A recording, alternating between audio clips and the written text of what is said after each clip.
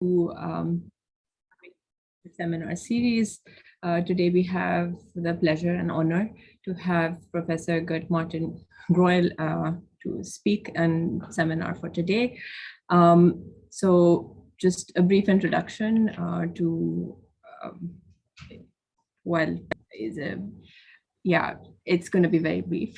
Of course, he has a lot to his credit, but yeah. So Professor Greuel has been a distinguished senior professor at the University of Kaiserslautern until he retired in March 2015, and he's been the long-standing director of the Mathematical Research Center Oberwolfach, which is abbreviated as MFO. He has shaped mathematics in Germany for the last decades. And from 1993 on, he was the head of the Center of Computational Algebra at the University of Kaiserslautern. In 2002, he became director of the MFO until 2013. So together with other colleagues of his, he developed Singular, which is a computer algebra system for polynomial computations for applications in algebraic geometry, especially for investigating singularities. He is, of course, as one would expect, editor-in-chief of important journals, and of course, he's received a lot of awards and accolades for his scientific contributions. I might be missing quite a few here, but yeah, I promise to keep it brief. So Professor Greuel's main research interests are in singularity theory, in computer algebra, and algebraic geometry, of course, and complex analysis. So without further ado, I'd request Professor Greuel to take it away from here. Okay. So thank you very much. I say hello to everybody. Yes, you mentioned my name is Gert Martin Greuel. I'm Professor Emeritus at Kaiserslautern University. And I have visited Pakistan 2 times. The Institute Assam, or what is the abbreviation, for a conference and then for a seminar. Actually, I had a very exciting experience during my first visit at Pakistan. Maybe you remember there was a great flood. And we were in the Himalaya region, we were enclosed by water and we couldn't leave out forwards and backwards.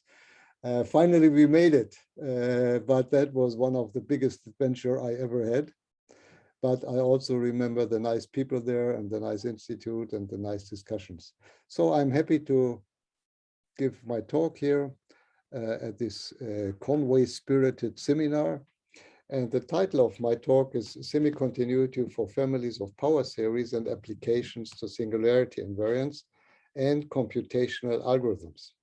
Okay. So I have to, wait a minute.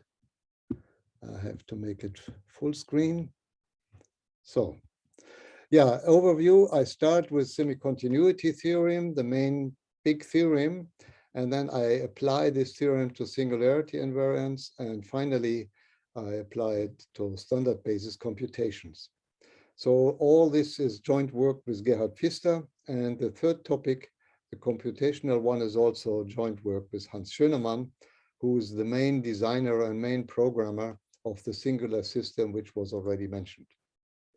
So here's a short list of references, which I used during my talk. I don't go through the titles. If it's possible or you want to, I can put the slides online so that people can read it, okay? So then let me start with the semicontinuity theorem for families of power theories. By the way, if anybody has a question, please just interrupt me and ask, yeah?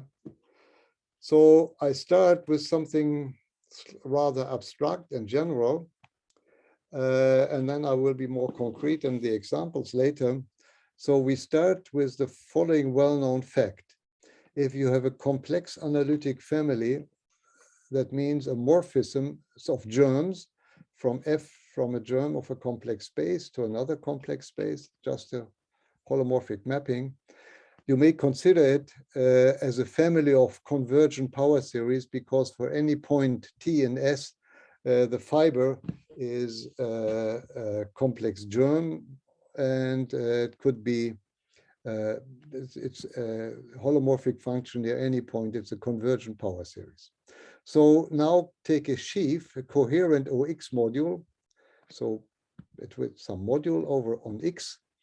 And we assume that this is quasi-finite at X over 0. That means the dimension here, dim Fx, the stalk at X modulo the maximal ideal of the base space times Fx. So this is actually the fiber of F over 0, that this is finite. This is the basic assumption. We say F is quasi-finite. And then the following function, you choose, first of all, a suitable small neighborhood of X. And then you look, take the direct image sheaf of F, tensor this with the local, with the residue field at the point T, which is always the complex number C. And in fact, this is the following. This is the dimension of Fz times m of z, but now for T close to 0, you may have many points in the fiber. You do not know only one germ, and then you sum up over all these dimensions. Yeah. So in this special point for T equals 0, you have only this dimension, and in the neighborhood you have a sum of many other dimensions. And this function is semi-continuous. That means in the neighborhood, the sum of these dimensions is smaller or equal than the dimension at the special point. And this is, as I said, well known. It's in complex analysis. It's also in one of my books proved. This depends because quasi-finite here implies finite mapping in a small neighborhood.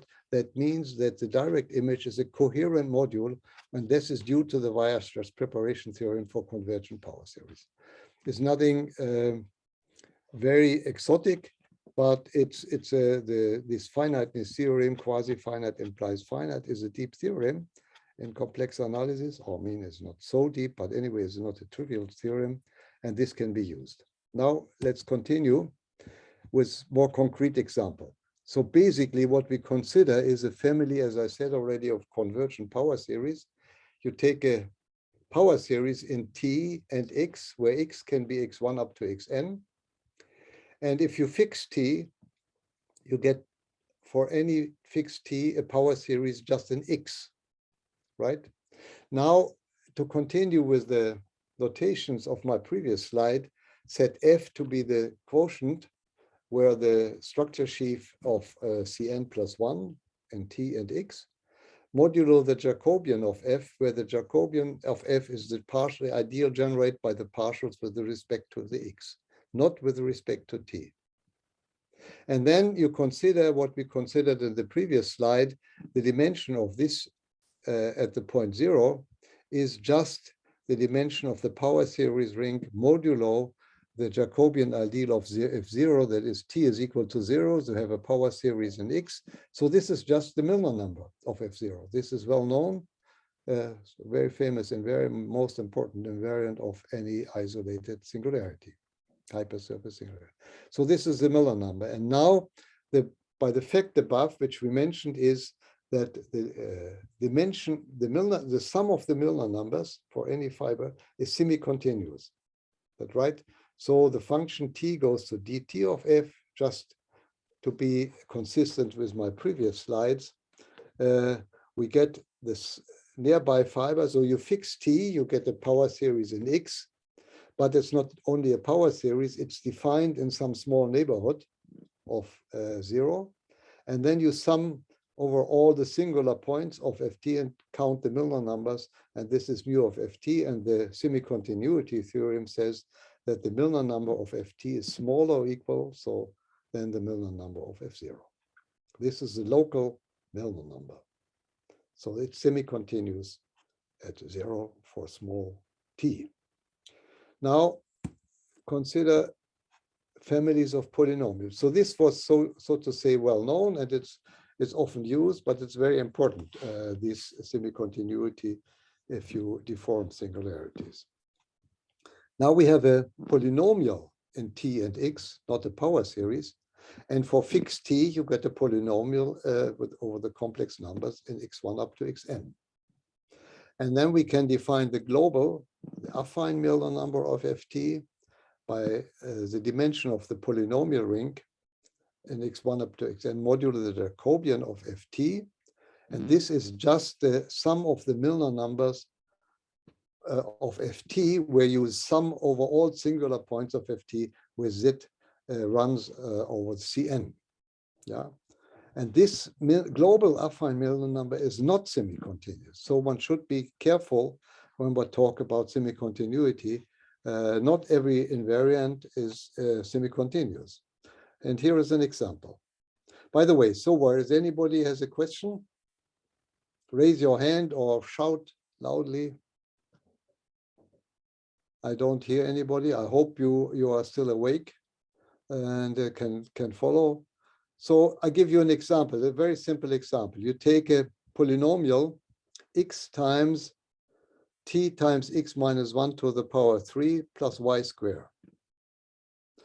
So if t is not equal to 0, so say t is equal to 1, then you have x minus 1 to the power 3. So if you shift x to 1, then it's basically x to the 3 plus y squared. So this is a cusp. Yeah, but the cusp is located at x equal 1 and y equals 0.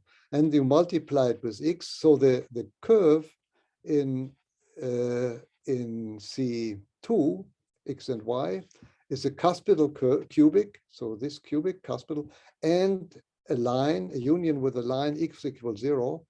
And this line meets the cubic in 3 smooth points.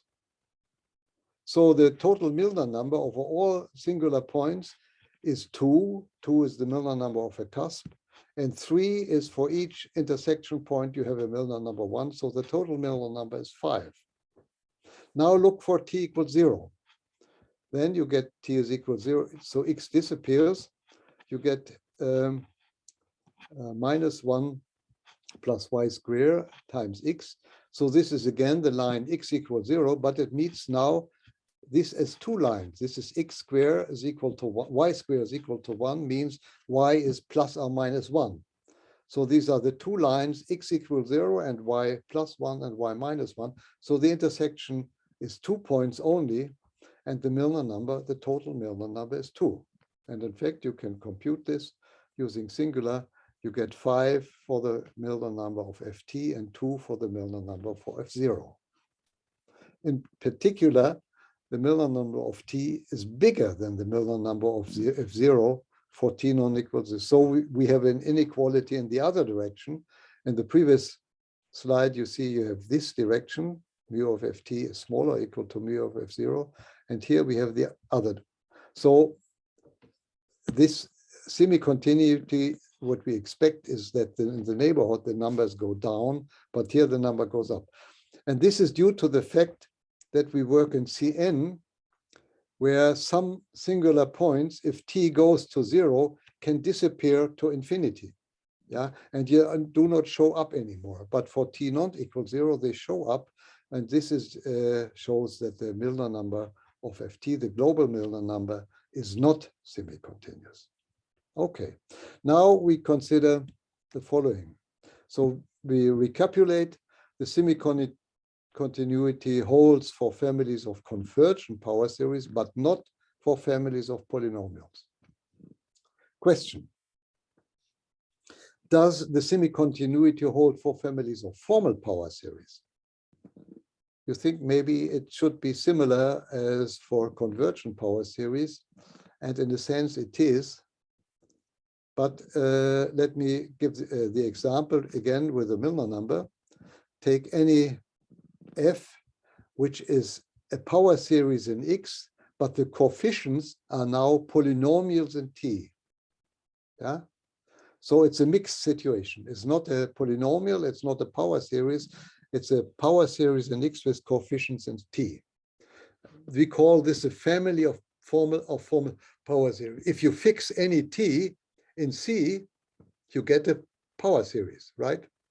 And the local Milnor number of t of this power series ft is then just the dimension of the power series ring over C modulo the Jacobian, that is the ideal of the partials. Is this question, is this number semi-continuous? As I said, usually, and also that's what I thought, it should be easy to see that this is true, but it turned out that the answer is tricky. It's by no means completely obvious, and the proof, as you will see, is not straightforward. Why? First of all, why cannot just copy the analytic argument? The point is, this ring, where you have power series in X with coefficients, polynomials, and T, for this ring, the Weierstrass preparation theory does not hold. Very important that you cannot apply that argument, so it's just wrong.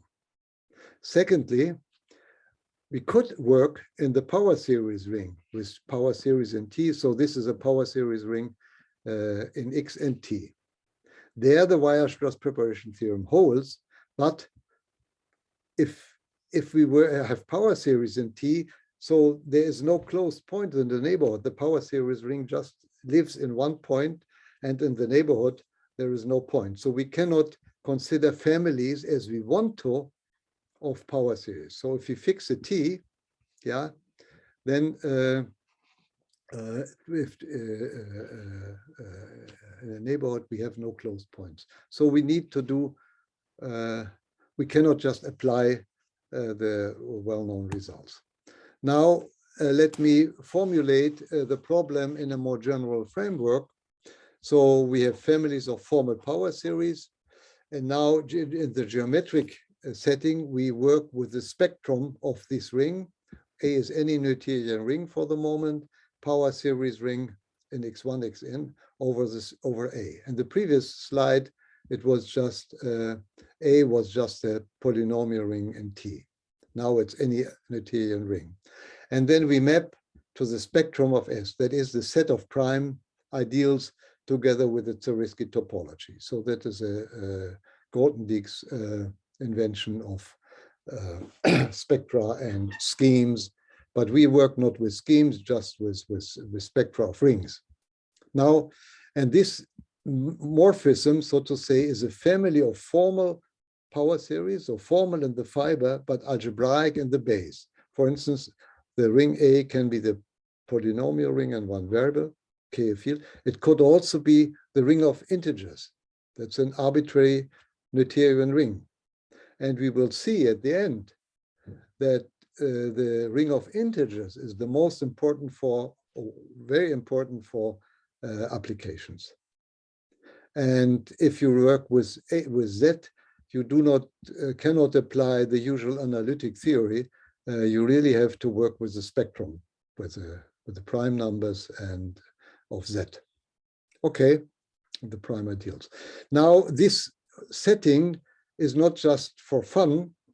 We came up with this problem in connection with the classification of singularities over arbitrary fields. So for instance, if you want to classify singularities in positive characteristic, maybe generalize Arnold's classification or any other classification of singularities, you need such a setting where you have families where the base space is algebraic, but the fibers are power series.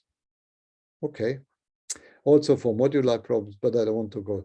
Now, the general setting is M is now a finitely generated module over this ring. By the way, if A is Noetherian ring, then the power series ring over A is also a Noetherian ring. For instance, you may think of M being just the ring modulo some ideal.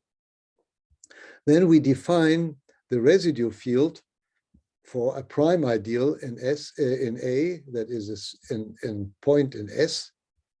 So this residue field is take the localization of A at P, modulo the maximal ideal of this localization, which by the way is a quotient field of A mod P.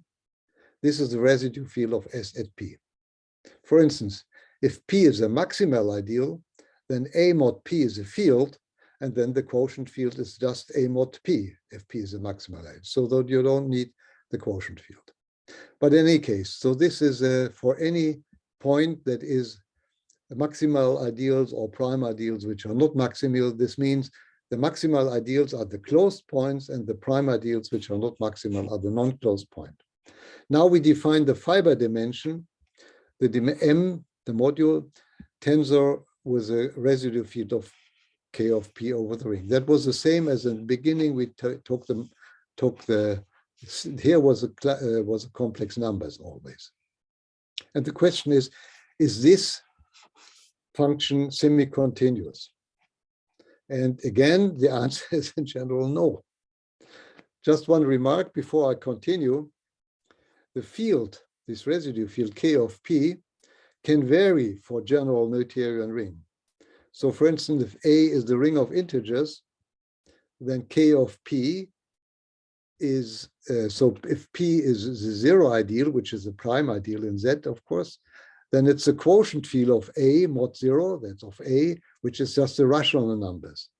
But if you have a prime ideal, which is a prime number, and take the corresponding prime ideal, then the residue field is just the field of finite elements Fp.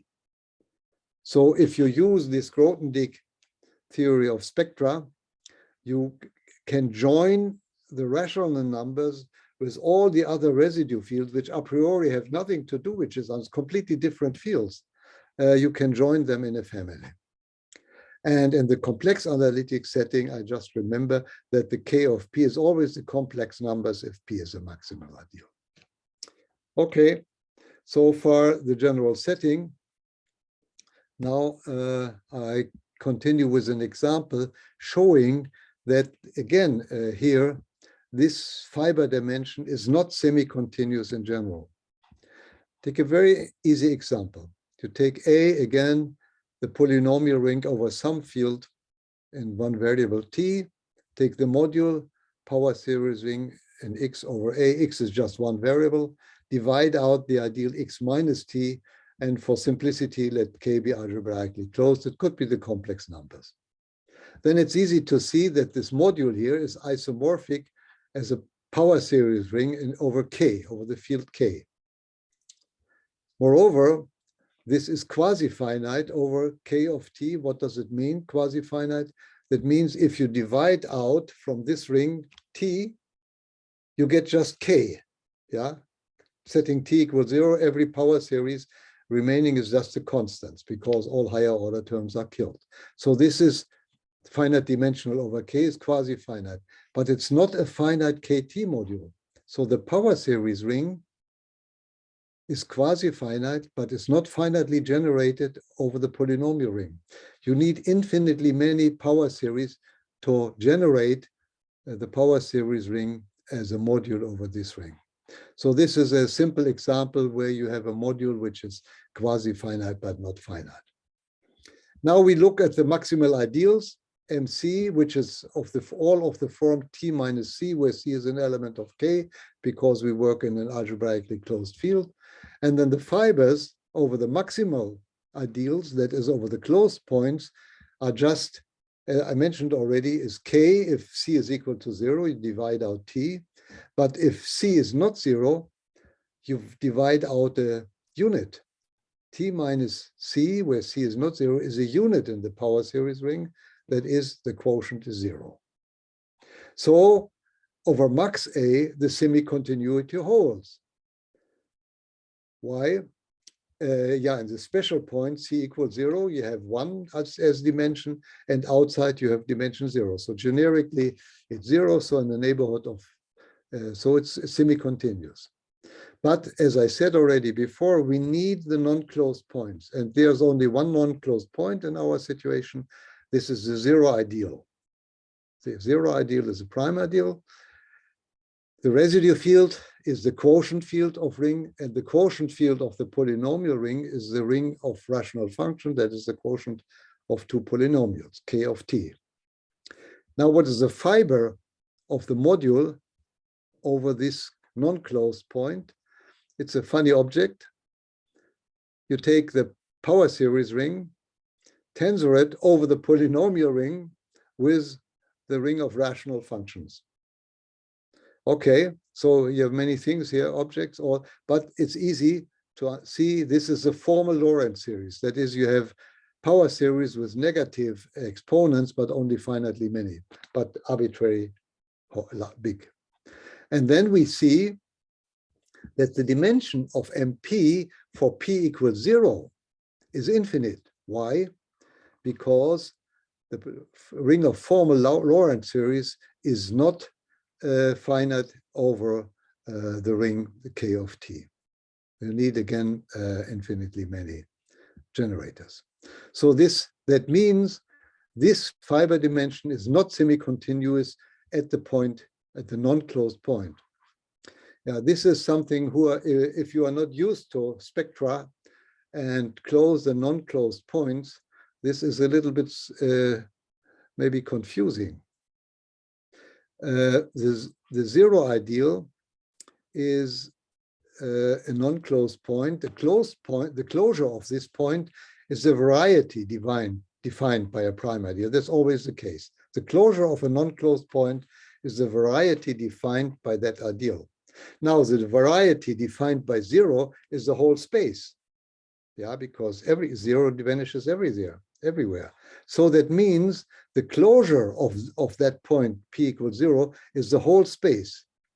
That means any closed points is in the closure of 0, or in other words, if you take a closed point and move it a little bit, you meet the non-closed point P, and then the dimension which was at the closed point 1 and the non-closed point it's infinity. So this is not semi-continuous. It gets bigger if you move it a little bit.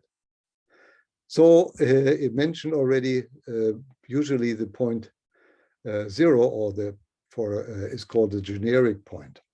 Anyway, so this is an example that is maybe disturbing. So what can we do? So the observation from this example.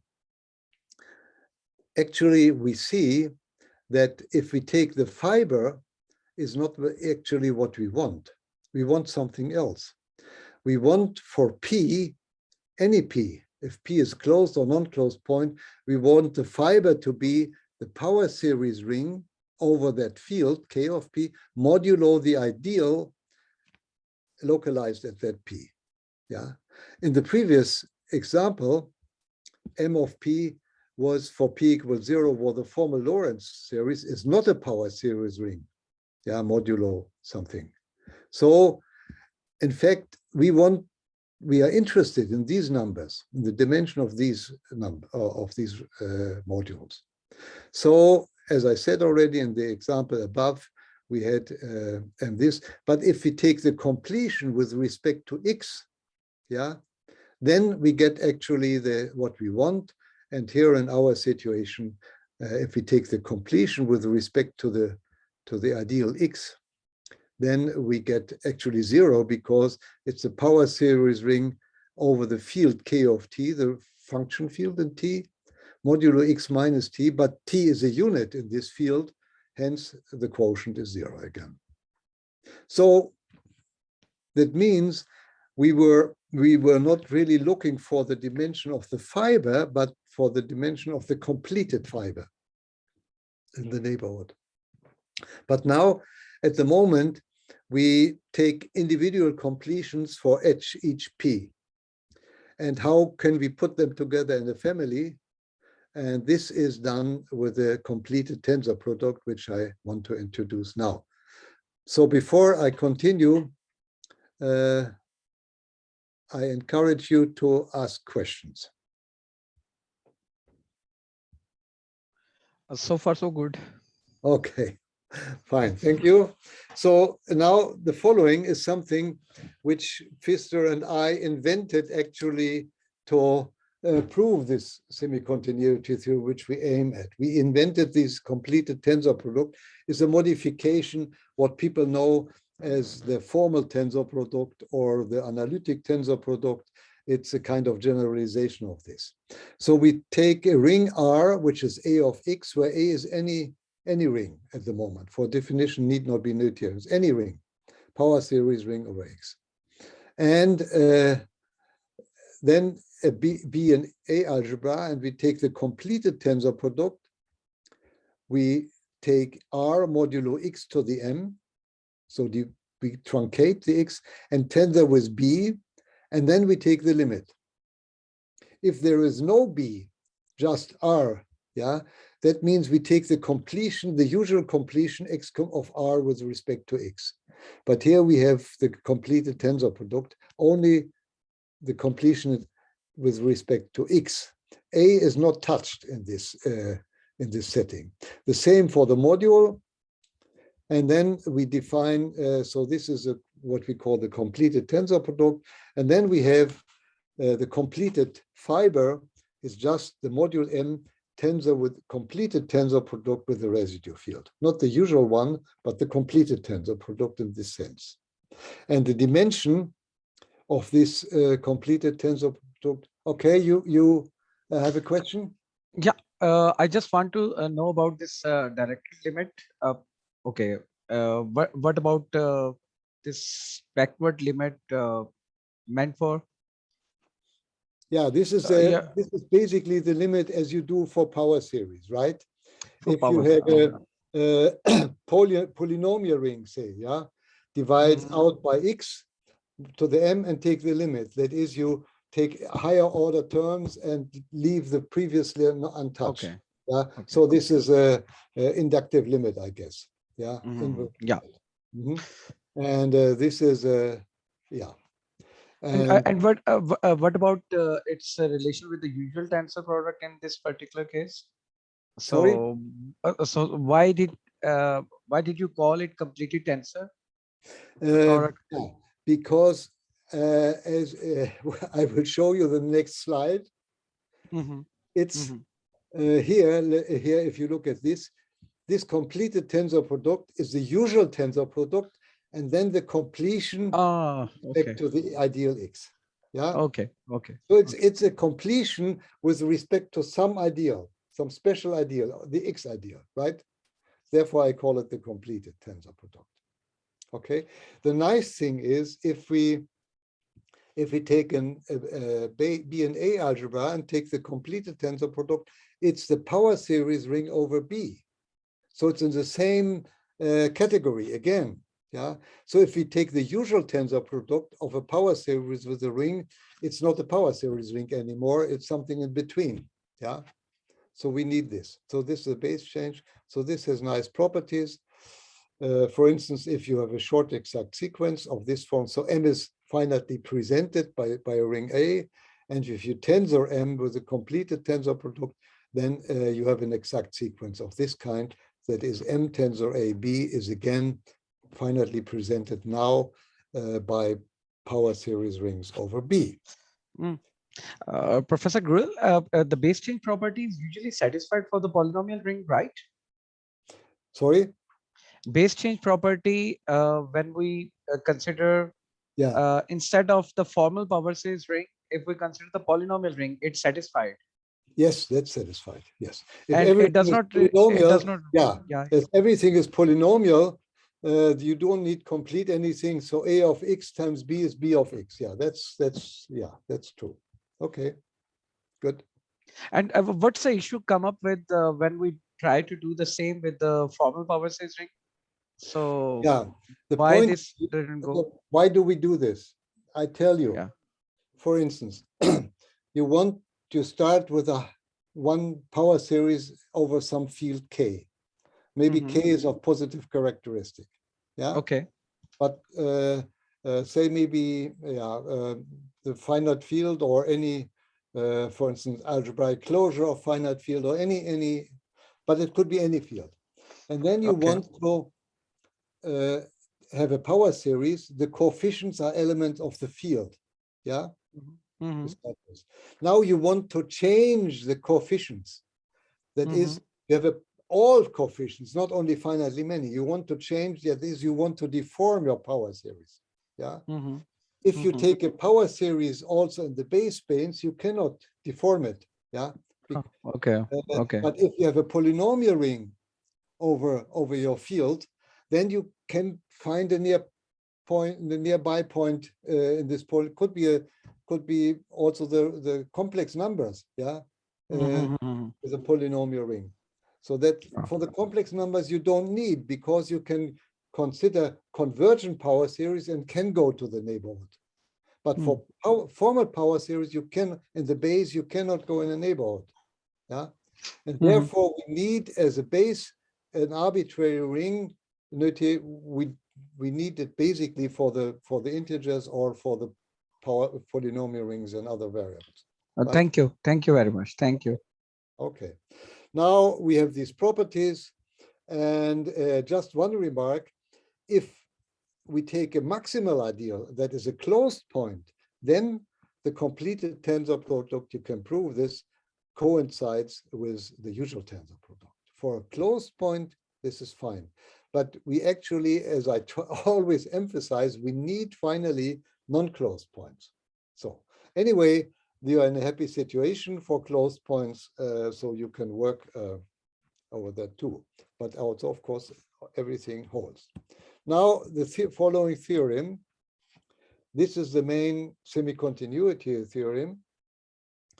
You take any Noetherian ring, M a finitely generated module over the power series ring over A, and take a point P and spec A that is in the base space where your family is parameterized from one fixed point P, closed or non-closed. And then you assume that this dimension of the completed fiber is finite, right?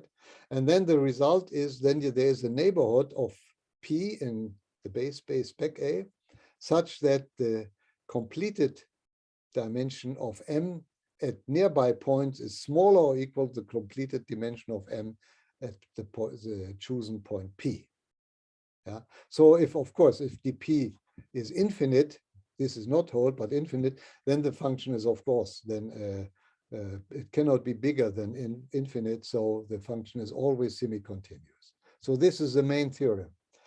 I like to mention this is published in the paper which I mentioned at the beginning. Maybe I just go shortly back and show you. So in 3. However, in this paper, we needed special assumptions about the ring A. So the full generality for arbitrary Noetherian ring A is only presented here. It's not in the published paper. And I tell you why we could not prove it and what is the new idea how to prove it for any A. Okay, I just shortly go sketch the proof. By the way, I have maybe about 25 minutes, 20 minutes. What is my time? Is that right? Okay. Yes. Okay.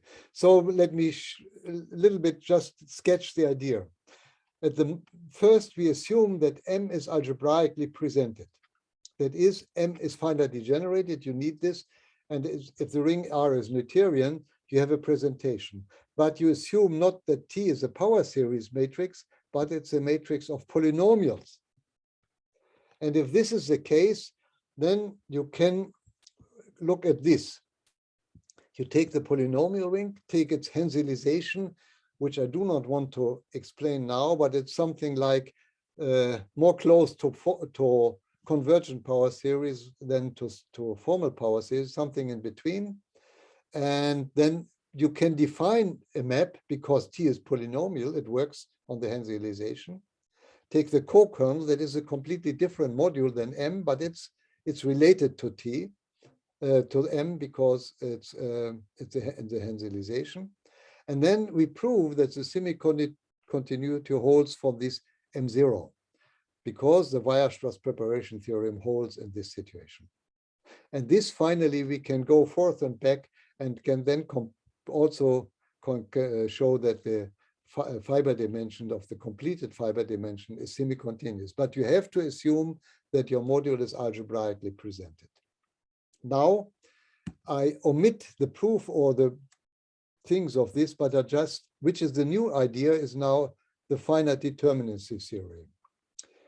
If your module MP, which we assumed here in the theorem, if this is dimension is finite, then you can always, up to isomorphism, present it by a polynomial matrix. That is, it's finitely determined. We say, here's a condition under which I omit this because it's a little bit technical. But in any case, say if this module has finite dimension, then you can actually truncate here with high terms. T, you take T, take the original power series, cut off high order terms, you get a polynomial matrix. Look at this module, and then you know semi-continuity for this module. But finally, because the theorem with Pham, my student from Vietnam in Mathematische Zeitschrift, we proved that the module is finitely determined. That is, the modules are isomorphic. That if you cut off in the presentation matrix higher order terms, the modules are isomorphic. So the simplest case is if you have an ideal, yeah, which is generated by power series.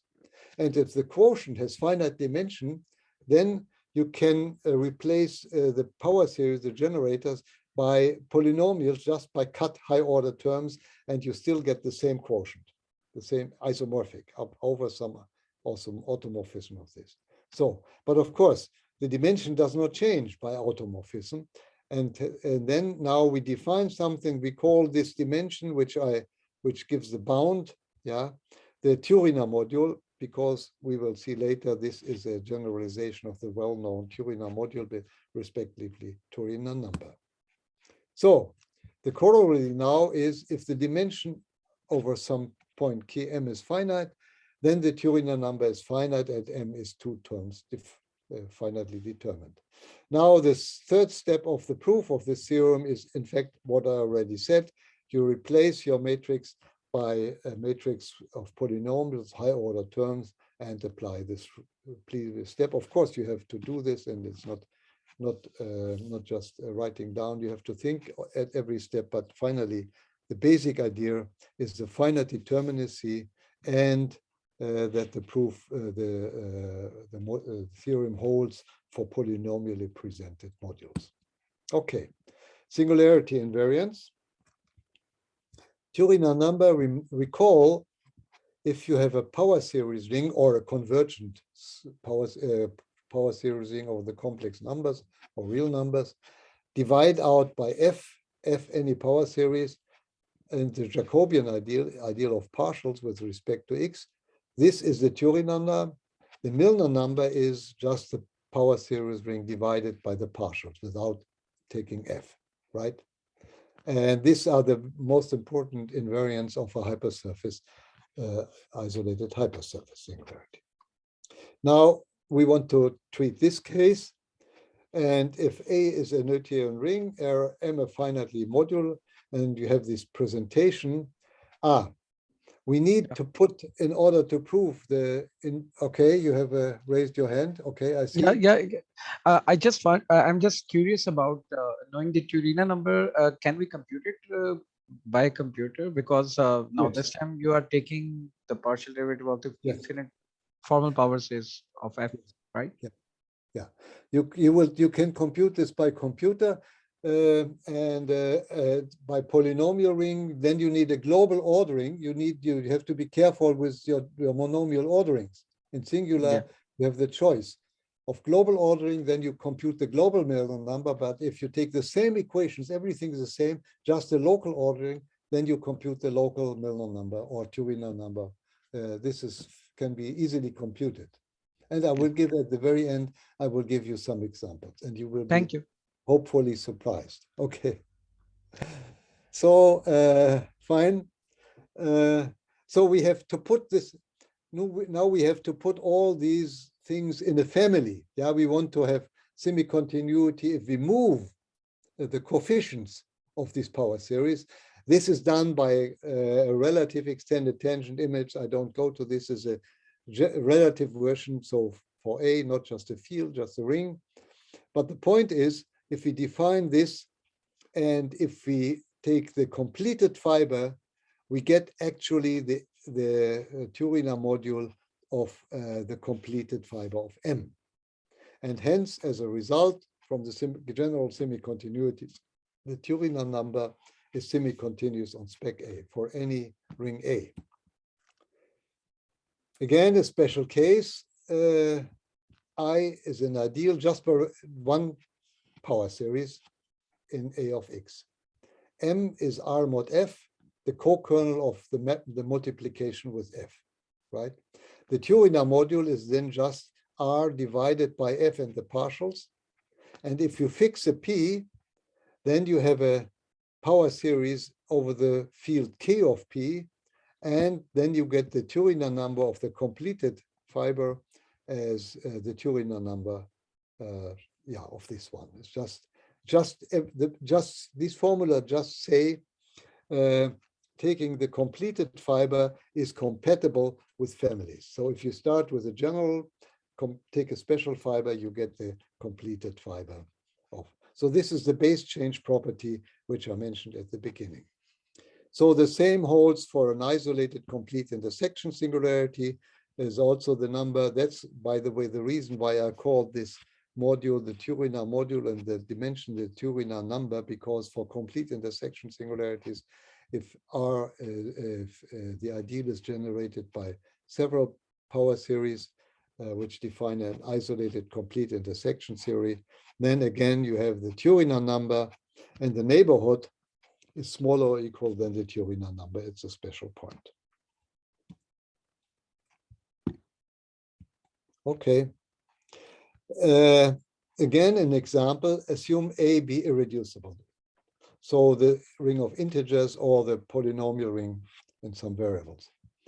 And take an ideal. We call the generic ideal the completed fiber at the point 0.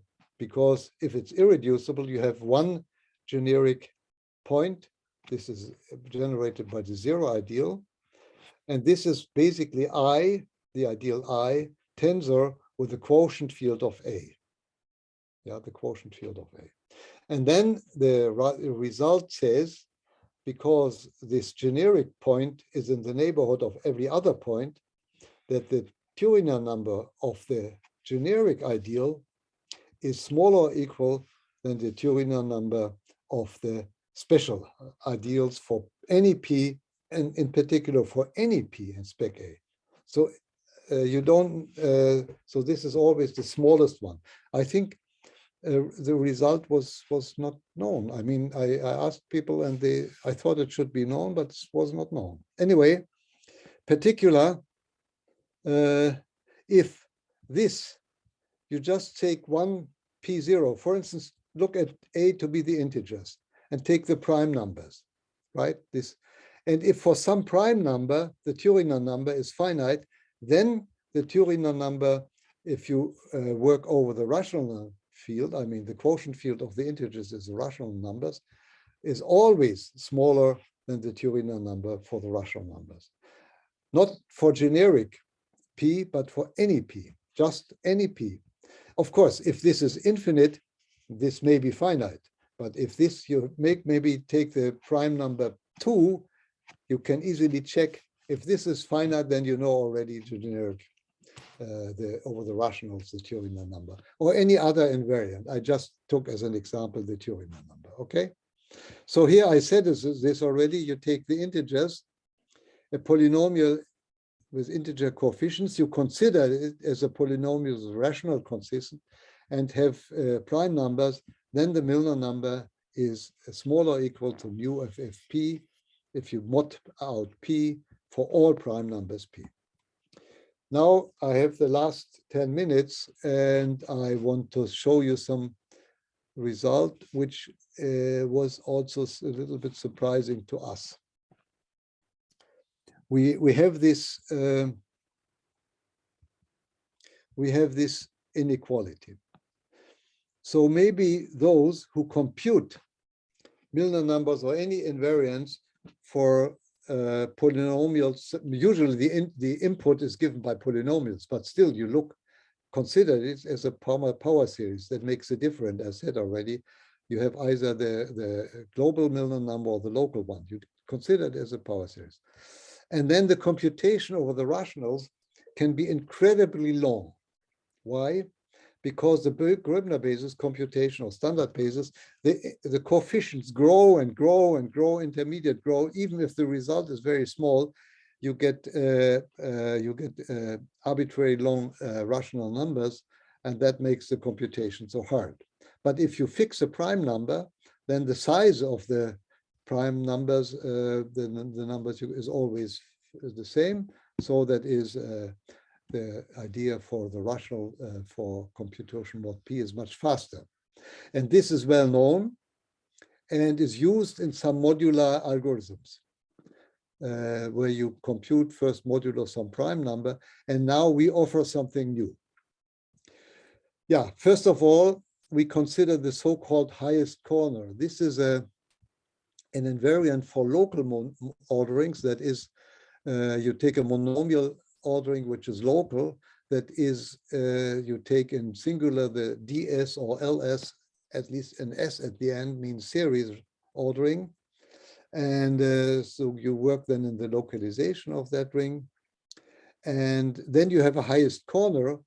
That is a monomial of I, an ideal, denoted by high HC of I, which is the smallest monomial not in the leading ideal. Yeah, the leading ideal is the ideal generated by all monomials of all elements of I, of all leading monomials of all elements of I. So here's an example. You have an ideal with two generators, and here you see the leading ideal. This is the round points, and the highest corner is this star.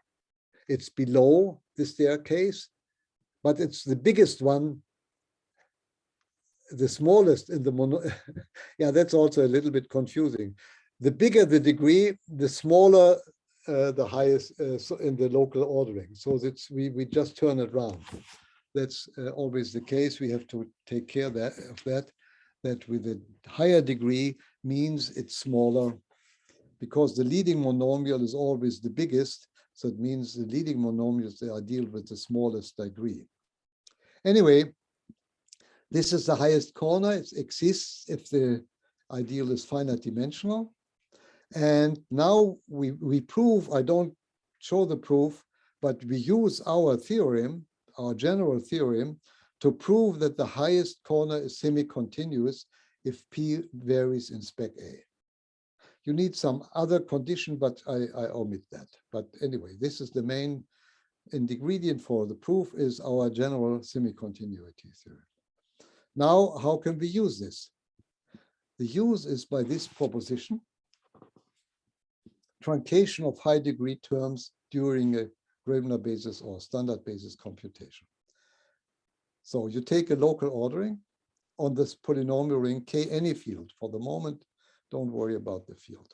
Take an ideal generated by polynomials, and then you want to compute the dimension of the localization modulo I, which by the way is the same if this is finite as the dimension of the power series ring modulo I. Yeah. So this dimension, we want to compute this dimension over K.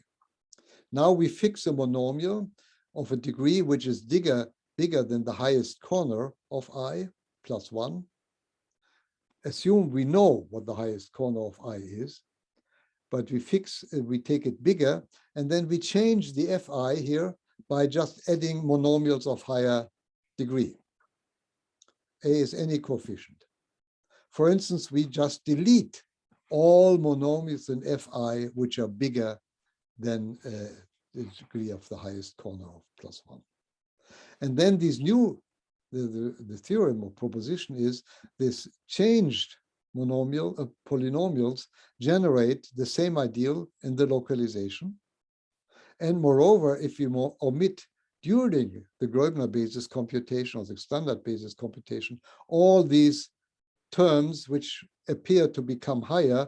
I mean, if you make a Greuel basis computation, you have to multiply some polynomials by monomials and to subtract, and then you get high order terms. Delete everything what is bigger than this, and the result at the end is still a standard basis computation. That is, you do not change the coefficients, but you change the terms, the number of terms. Okay, what is the question?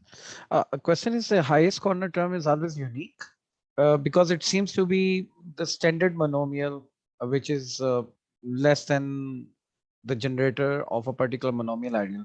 So there can be many. The highest corner is unique in the following sense. Not if you just compute the degree, but you see a monomial ordering, which is a degree ordering, first compute degree. But if you have this, the same of, then you have a strict linear ordering between elements of by taking ties apart. So that means there's a unique highest order if it exists. Thank you. Now I got it. Okay, for global ordering, monomial ordering is always the highest corner is always one, so it's completely uninteresting. It's only interesting for local orderings. Anyway, so this is the proposition which gives rise to an algorithm. Here's the algorithm. You start with I formulate it in a very general, you need, of course, a computable ring, but anyway. So take the K be the quotient field of A, and K of P, the quotient field of A of P, that is the residue field at P, where P is a prime ideal. You start with a finite set of polynomials over A of X. Consider the ideal, call it I of 0, S times K of X localized at this. We assume that this dimension is finite. This is a basic assumption. Maybe we don't know it at the beginning, but we assume it's true. And then we compute a standard basis with respect to this local ordering for this ideal. It exists already in singular. Yeah, we just take K, for instance, the quotient field of A. You have the ring with parameters. You can always do this. But our algorithm, we will see what is the difference. The idea here is the computations over this quotient field are very expensive, while the computations over K of P are cheap. So if A is the integers, the quotient fields is the rational numbers, and K of P is a finite field. If A is a polynomial ring in several variables, the quotient field is the field of rational functions, yeah? And again, the computation is very slow. Now, the idea is as follows. Actually, maybe I can omit the steps. The steps is clear. Oh no, let's go. We choose a prime ideal P in A and compute a standard basis if we take the equations mod P with respect to local ordering. And once we have computed this, so in this ring, which is cheap. Now, once we can easily compute the dimension of this ring by Greuel. This is also cheap. I mean, this is actually nothing. And if this dimension is infinite, we have to choose another P until we find a prime ideal such that it's finite. Okay. If it's finite, we assume now it's finite, we compute the highest corner of this. We know for this case it exists. And then we compute a standard basis. At some point, we have to compute a standard basis over the big field where the computation is expensive.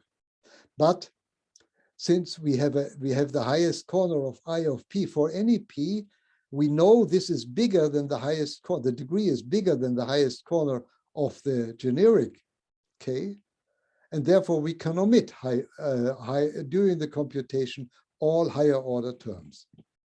And this is all implemented in singular. And at the end, the result is we get an ideal. We have again to compute a dimension. If this dimension, these two dimensions which are computed here coincide, we are fine, and we have computed a standard Greuel basis. Otherwise, we have to start again with a new prime ideal.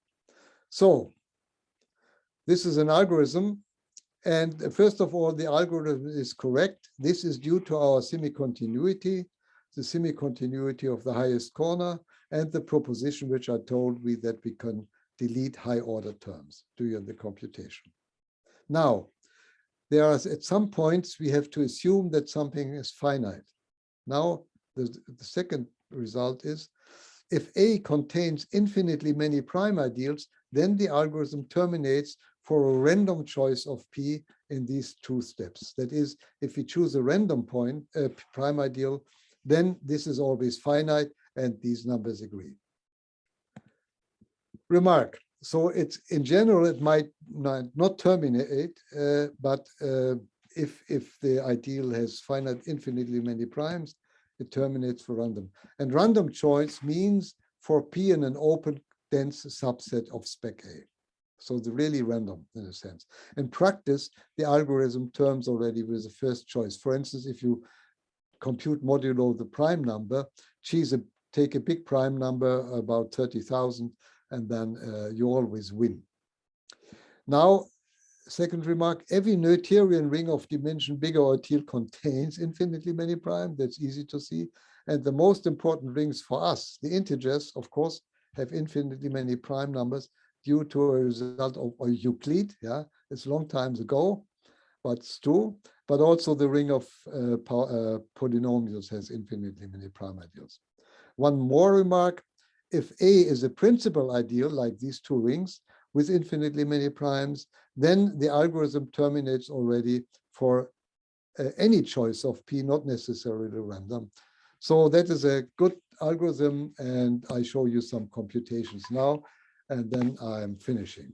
So actually, here's the singular code. I do not go to all the details, but you see everything is already in singular. The highest corner, by the way, is the command for the highest corner is high corner. This is already also published in our book with Pfister, which I mentioned at the beginning, but people did not actually recognize that this is an important invariant for local orderings. Now we use this as for the truncation, and once we have computed the high, and we set the variable nota to be this high corner, actually now in a different ring, but you see the ring R is over the rationals, while the ring small r is over the prime number, the big prime number.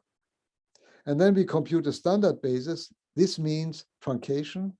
And then we set nota 0 and compute again a standard basis. This means we use the usual algorithm in singular to compute it. And then we did this for, so compare the speed. Here is with truncation and here without truncation. So we have 8 examples. Here you see the first example is a Turing number. You divide f into partials. This is a Milnor number, again a Milnor number. Here the fourth example is a generic ideal, 5 generators in 4 variables, which are random linear combinations of polynomials of degree 5, 7, and 10. So just to have a generic one. So this is over Z, and the next 4 examples are over Z of T, yeah, T polynomial ring. Now, and here are the timings.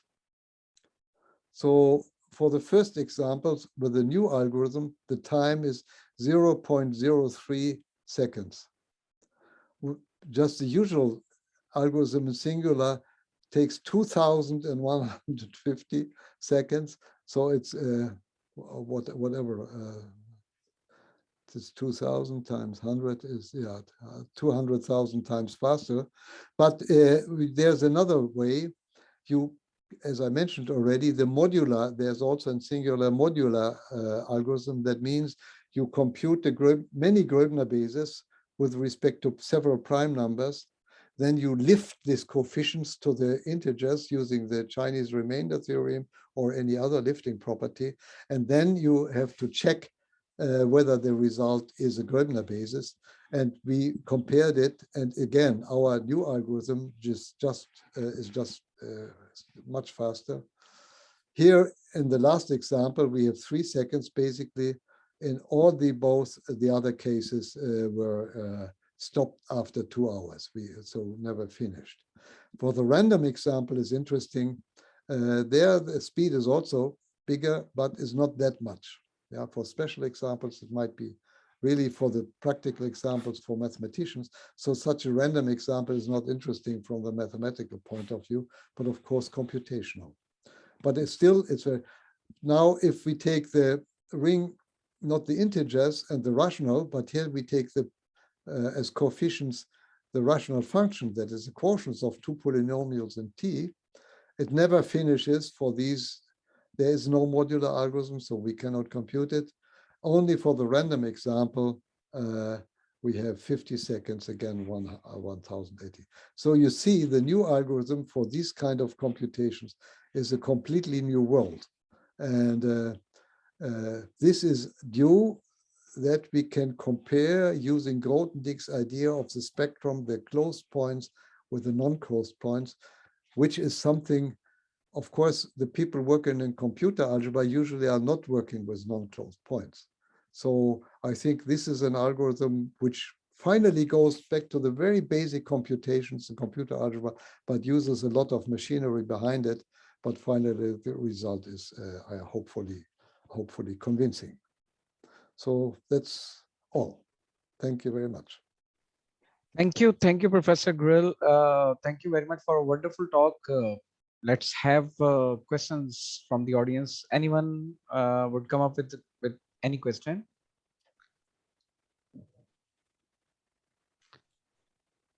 Yeah. Okay, then I will go with few. Professor Greuel, in simple words, Turena numbers are used as a tool for the classification of the singularity. Sorry? Did we use Turena it? numbers, can we use it for the classification of the singularity?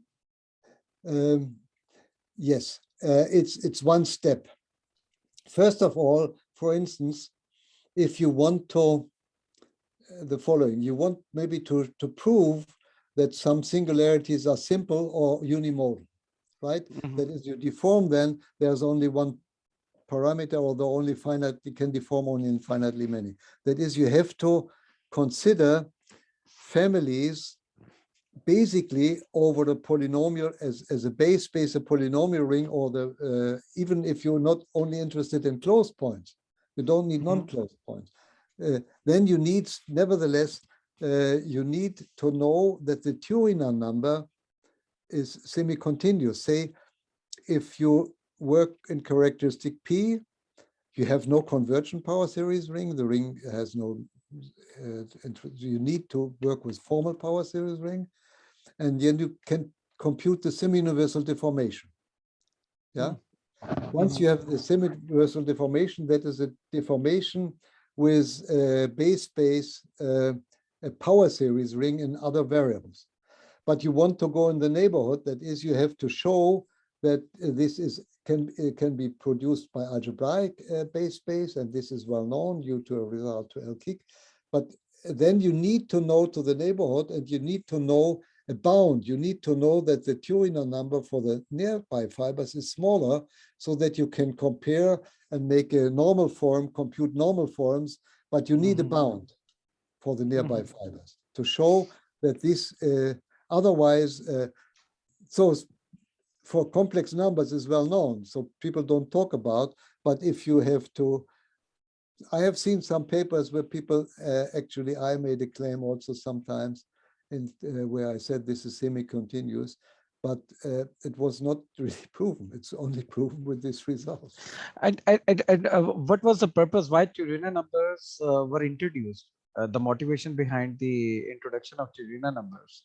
The Turena number is the following. The Turena number in positive characteristic is an invariant of the quotient. Yeah, take a power series ring, modular, and ideal. If you have some isomorphic power series ring, modular, and some other function, two functions, then the Turena, and these are isomorphic, the Turena numbers are the same. So But this is an invariant? The Milnor number is not, the Milnor number may change, yeah, if you change the coordinates. And one curious question regarding to the computing of the highest corner. Yeah. I can't understand the rule of the mod. Why we are restricted with the modulus? Why not with the original ring? Because it's a kind of computing the monomial without the coefficients. You understand? Yes. So what's the role of the coefficients here in computing the highest corner? Yeah, the point is, you see, the highest corner is always something you work over a field. Yeah, that's not polynomial, that's not Gröbner basis over rings or something, they're not over the field. That is the highest corner, whether the coefficient is 1 or 100,000 or 37 doesn't play any role, just the existence. Yeah, because then you can use this monomial. It's a leading term that is the top term of the monomial. You can use this to reduce other monomials, other polynomials. Yeah, and it doesn't matter if the coefficient is what it is. It doesn't need to be zero. Just must because you can divide, always normalize. Okay. So the coefficient doesn't play any role as long as you work over fields. And I always talked about computations over fields. I just computed with respect to different fields. Never computed a Gröbner basis over the ring A. Yeah? Just over the quotient field or over the mod P. Yeah. So we were working only. You have also a theory for Gröbner basis over rings, but this is not important here. Okay. These were just out of the curiosity of when you were showing all the examples. It was a wonderful talk. It was very elaborating, and I think many technical terms were there, and I really enjoyed it. Okay. And Thank you very much. we hope that we have many more talks on it. And I hope when Gerhard Pfister will join you, we will take him on board as well very soon. By the way, shall I send you, will you put the slides online so that people can remember and can look at the references? Yeah. We will share. Yeah, I send you the slides as PDF, yes? Yeah. Thank you. It will be helpful for us, and definitely we put all the slides and the recordings on our website of John Conway. Okay. I will send you the link. Okay. Professor Greuel, can you stop share now? Yes, thank you. Bye-bye. I need to advertise the next week talk. That is also on Turina numbers. Okay. By Dimka, Alexander Dimka. By Dimka. Okay, good, interesting. Okay, very good. Bye-bye. Can you stop share the screen so that you can see what he's going to discuss? The screen. Wait a minute. I have to stop the screen. How do I do that? Stop. Here it is. Yeah. So, now I see many of you. Yeah. Some pictures. Maybe I know. Okay. So. Yeah, this is the next week seminar. Again, continuing. I hope this seminar will help you to understand the Turina number. And next week, Alexander Dimka will be talking about Turina number of projective plane curves. Okay. By the way, for projective curves, this Turina number is semi-continuous. Not for affine curves, but for projective it is. It is. Okay. And we are going to see a lot of computing of Turina number in the next week as well. Okay. Thank you, Professor Greuel, for a wonderful talk and for clarifying all the keywords which we will need in the upcoming seminar. And thank you, everyone, for your time. And thank you. Bye-bye. Thank you for listening. Bye-bye. I'm leaving. Take care. Bye-bye. Take care.